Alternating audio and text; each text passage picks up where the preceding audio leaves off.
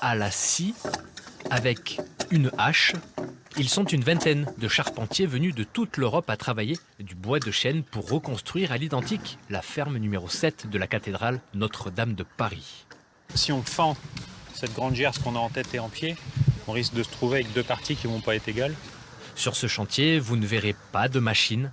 Tout se fait à la main, avec les techniques utilisées au XIIIe siècle lors de la construction de l'édifice. Je suis très honoré. C'est très intéressant de voir une partie de l'histoire qui reprend vie. C'est vraiment super d'être ici. Qu'est-ce que ça vous apporte justement de découvrir ces méthodes-là de travail?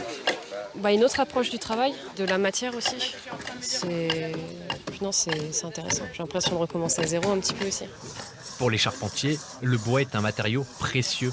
Il faut donc le traiter avec soin et passion. Quand on abat un arbre, qu'on est un petit peu sensible, on sait lire dans ses veines. On sait qu'il a une histoire, c'est un être vivant qui porte dans ses cernes toute l'histoire, les changements climatiques, on repère les dates des guerres, on repère plein de choses. L'objectif de ce chantier est de montrer que la façon de travailler au XIIIe siècle n'est pas dépassée. L'être humain d'aujourd'hui cherche à renouer des rapports avec le milieu végétal. On est issu de cette terre, on continue d'y vivre. On ne va pas continuer à l'ignorer avec des pratiques industrielles destructives. Donc nous apportons la preuve que ce rapport charnel avec la matière végétale, il est toujours possible.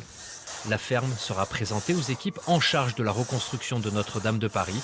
Elle pourrait servir de modèle pour les futurs travaux.